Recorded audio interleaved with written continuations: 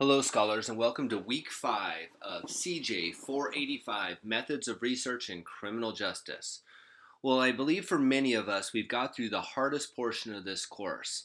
Last week, when you created your research questions, I believe that's a major milestone in this class because at that point, for many of you, you have actually transformed a topic into a preliminary uh, problem statement and purpose statement. And then this last week, you were actually able to formulate that into an actual researchable, manageable, scientific research question. And I'm very proud of all of you. Some very quality work came in this last week, and it was exciting to witness and to read through the evolution of from going from just a kind of a foggy topic to actually a research question. And for many of you, I think you entered this course thinking that we were going to learn about a research paper, and that's where maybe that topic or that phrase had been in your mind. Many of you have done research papers in the past where you've researched a topic. And I think for many of you realize this is not a research paper, this is a research project, that you are conducting research. And many of you, there was an evolution over the period of these last 4 weeks where you actually are using a scientific approach to thinking through a topic and converting that into a research question, and not only a research question, but a research question that has the possibility of providing answers. So I was very proud at how we've evolved, and I look forward to the next few weeks as we move forward. And now the big question is, or the big topic is, how do we answer our research questions? And for many of us, we realize that it's very easy to answer or to make up questions. You make up a question, and many times when you're reading academic papers, it's very easy to question things, to question outcomes, to question why there are issues. It's much more difficult to come up with the answers to those questions. So that is what we are faced with this week, is that we need to now figure out, based upon that research question that you submitted last week, how am I going to answer that question? Who am I going to send it to? In what form or in what way am I going to ask these questions? And in what manner am I going to get results back that I can actually do something with? Remember, data is nothing more than data. You need to be able to determine what you are going to be able to do with that data, and then the data actually has some sort of significance. And you need to think that through when you're writing your survey questions, is what are the results? What am I going to get? What is this data that I'm going to receive from the survey questions, and what am I going to use that with? And that correlates directly to your purpose, your problem, and your research. And hopefully you were thinking about, how am I going to answer this question before you wrote your research question? And if not, there's always things we can tweak and tailor made as we move forward. But now this week we are looking at sampling and survey. We are looking at survey questions. So let's break down what we have on week 5's agenda. We have a reading assignment, and we're in chapter 6 on sampling and chapter 7 on survey research. So those go hand in hand with what we're looking at this week. There's a couple PowerPoints on writing survey questionnaires. There's an assignment on writing survey questions. There's a quiz, and there is a discussion board. So let's go through each of these individually. We see we have our sampling PowerPoint. We have our survey PowerPoint. Once again, I would look through these PowerPoints and then go through the reading. If you see it in the PowerPoint and you see it again in the reading, it is probably one of those items that we need to remember and apply towards this week's studies.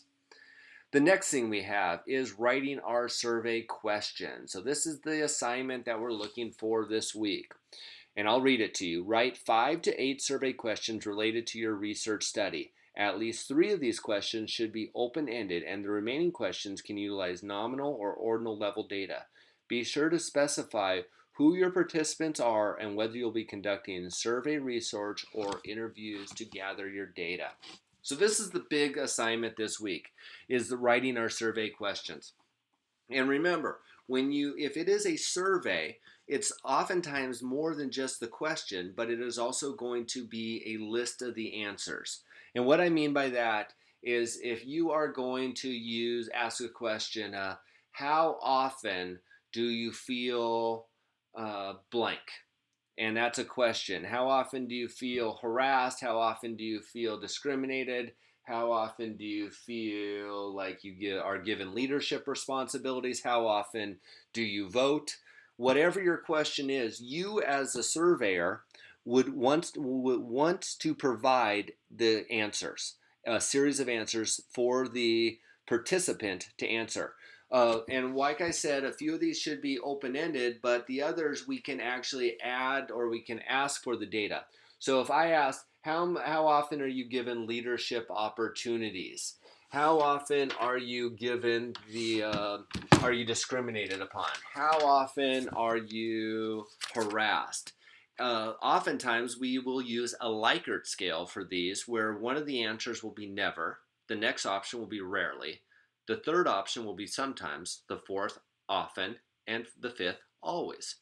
And what that does is that steers your participant into giving you an answer. And then that is a 5-point scale. Never, rarely, sometimes, often, and always. So with those 5 points and wherever the individual answers, that is very usable data. I know that I'm going to only get responses between 1 and 5. Which is very much manageable as opposed to someone answering open-ended, which is very difficult. So with an open-end question, my open-end questions, I can still have answers provided for them. They need to answer to it, but I'm steering them to some answers that will be manageable for myself. So for every question that you provide, I also want to either have a blank for an open-ended, if it were to be like report on your age, report on your gender, or steer the individual with the reported answers to their questions. How important is learning something new every day? The first answer, very important. The second, moderately important. The third, neutral. The fourth, slightly important. And the fifth, not at all. Just as some examples. But that is how we want to write your survey questions. So when you write your survey questions, imagine that you are going to write a survey and you are going to give it to someone and they are going to need to fill it out.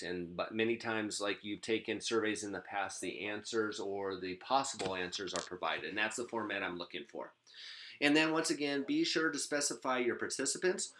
Just a real quick one sentence: who is going to be your survey population? Those words we use, that's the population. Who is the population? And then remember, from our population, we use a specific sample size. And from that sample size, we can then report on its entire population. But who would be filling out this survey? What is going to be the group that you would give this survey to? And whether you're conducting the surveys, research surveys, or using interviews to gather your data. So just those two questions, and then your 5 to 8 survey questions. So that's going to be your writing assignment, and I'm really looking forward to this because for many of you, I was excited about your research question, but every research question kind of leaves you like hanging, like, oh, I wonder how they're going to answer this. And so I'm excited to see how you plan on answering your research questions through your survey questions. So I'm excited. And then quiz 5, once again, based upon the reading, multiple choice, true and false. From this week's reading assignment, there's no time limit, but once you open it, you need to complete it in one sitting. So use some time management. And then finally, our discussion board. Discuss with your classmates how you plan to find participants for your research study. How do you want to survey or interview, and why? Are you interested in finding out what the experts in the field think, or are you more interested in discovering the thoughts and opinions of the general population? The purpose of this exercise is to help you write a sample and information in the methodologies chapter that is due in week 7. Be sure to give substantive feedback to at least 2 of your classmates. So let's break that down. I'm looking for who you're going to discuss on who is going to be the participants for your research study. And for many of you, you came up with major topics. And I kind of steered you more towards a public opinion on these major subjects. I have a lot of people that are passionate on um, uh, police violence. I have a lot of people that are passionate on the Second Amendment and the right to bear arms. I have a lot of people that are passionate about mass shootings, on school violence. And a lot of times, we're not going to solve those questions. If there was a solution to them, there's a lot of smart people out there that would have already solved them. But what we can do is we can oftentimes look at a public opinion poll and ask what is the public's opinion on these? What is the public's opinion on police violence? How do we reduce police violence? If I showed you a photo, a clip, a video of a situation, how would you describe that? How would you tell me that that played out? So there's a lot of different variations of how you plan on who you're gonna send these surveys to. What's the logic behind these, and what do you expect to find out from this and why? So that's what we're looking for in our discussion board this week. Give us your thoughts and then comment on two of your classmates. And remember, as always, I'm not looking for good jobs or way to go or I agree with. We're adding to the academic discussion. We're adding to the dialogue as if we were in the class and having a lecture and sharing our thoughts. And I've been very pleased with your discussion boards, with the quality of our interaction. And I just want that to continue here in week 5. So that's what we have as we have finished up, or as we've looked into our 5th week, sampling and survey research. So once again, I believe we are all on the right track. We are all on the right trajectory to being very successful. We have accumulated many of the pieces for our final prospectus. If you think about it, chapter 1's done. Lit review's done. Reference list is done. Now we are building these parts of our methodologies. We're going to put that all together, and this week, this survey, that's the appendix. So as you look over the research perspectives template, you should be happy when you think of 1, done. Lit review, done.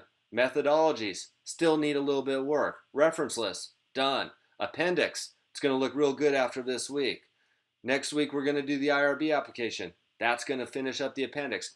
These pieces, they're getting put together, and they are coming together nicely. But this is a big week, and I really look forward to your survey questions. So once again, if you have any questions, concerns, comments, anything at all, let me know. Remember, communication is key in all of our online classes here at Cal Baptist. So if you have any issues at all, get a hold of me early, get a hold of me often, and there's nothing I don't believe that we can figure out and work our way through. So have a blessed week. I will keep you all in my thoughts and prayers, and I look forward to talking to you real shortly. Bye for now.